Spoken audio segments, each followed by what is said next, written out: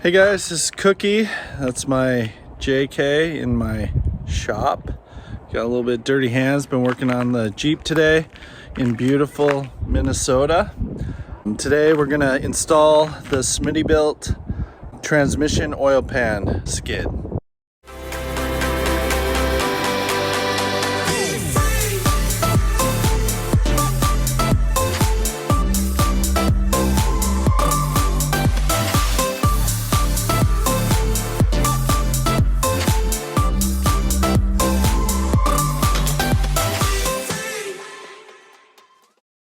All right, so now we're showing the rock's eye view of the underside of my Jeep JK.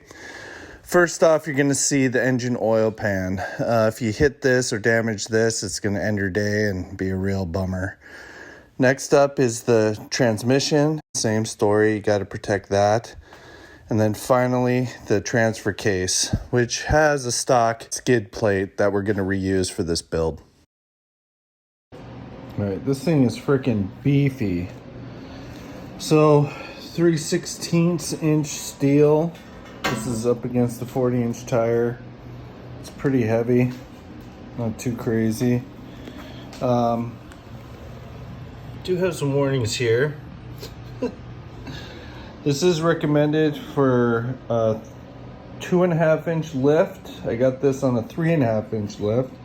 Wanted to keep it low slung. All right, we're underneath now. So this is the oil pan here. This is what we're trying to protect. And, the transmission as well. I do have this R-Tech truss here on this Dana 60. We'll see, it's looking pretty tight here. I don't know if this is gonna work.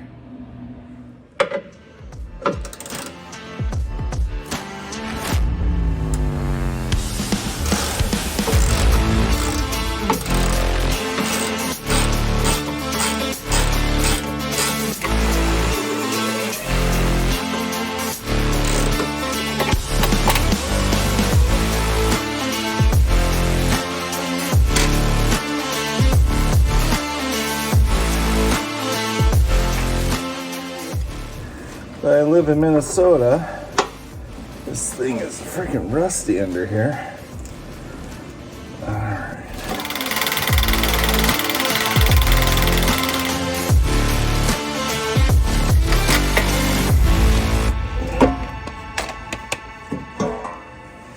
There's a beautiful transfer case. All right, so I got the skid plate off. Now I'm supposed to remove this cross member here. So we give that a shot. Gosh, usually it gets easier once you get a couple turns in. Oh, that's a problem. That's what happens when you work on older vehicles. So that'll be fun to fix.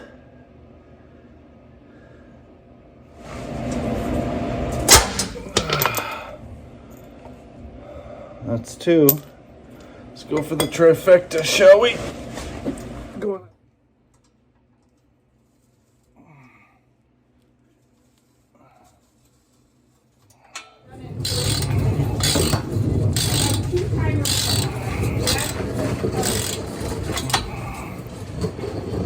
Wife taking the daughter to hockey, talking about tater tot casserole for dinner. What's more Minnesotan than that? Got it. All right, and we're back. So I cut the piece off, cut the broken bolt out, welded a nut on the other side. Now I'm gonna weld this back in. This has been one of those crazy type deals here.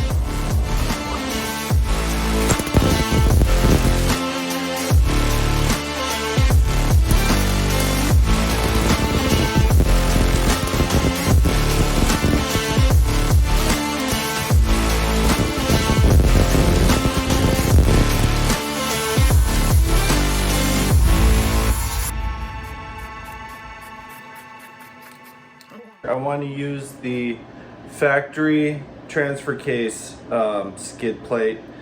So basically there's a little lip right here on both sides that's going to interfere with the skid plate.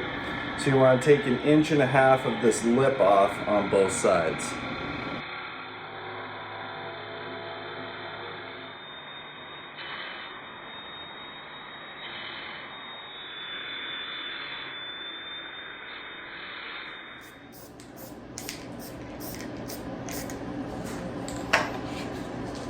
Cool. Skid plate looks pretty nice.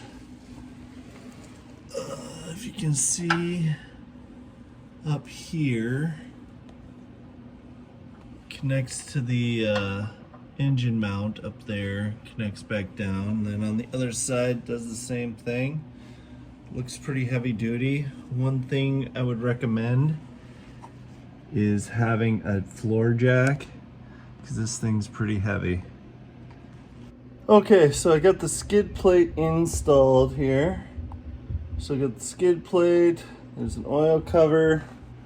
I did have to use some grade 8 bolts I picked up from local box store to replace the one I broke off. Since I was using grade 8 bolts, I decided to upgrade the one that was provided by SMITTYBILT to another grade 8 bolt.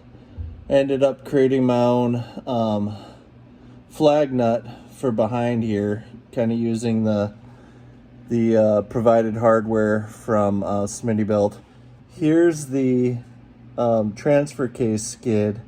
Basically, I just had to cut a little bit up here to clearance, but once I did that, I could bolt this right on. So got my transfer case skid back in place, so that's protected. Got my oil pan protected.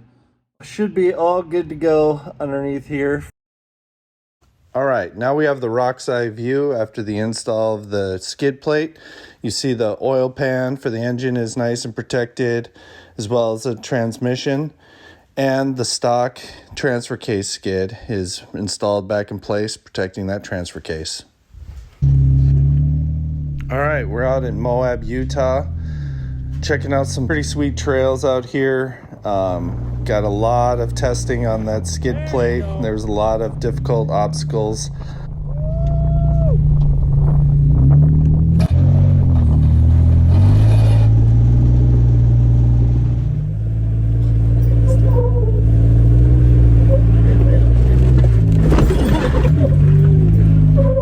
It's okay. It's okay. No, that was a big kaboom. No rubbery. Holy cow. All right, so we're checking out some of the carnage. Just got back from Moab. It looks like the skid plate took some damage. There's some scraping and stuff in here.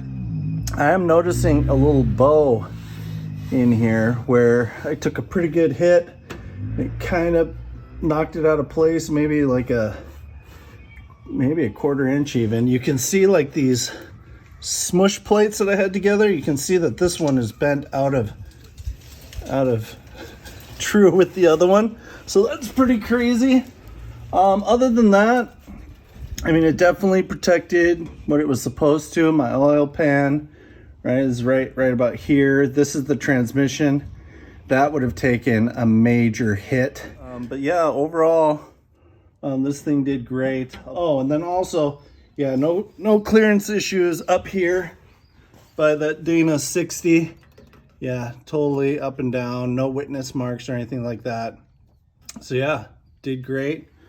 The armor did its job, that's for sure. Well, that's the end of this episode. The install got a little bit more involved than I thought, but the armor did great on my trips and saved me a lot of hassle on the trail. Like, subscribe, all that cool stuff. Hope to see you guys out on the trail.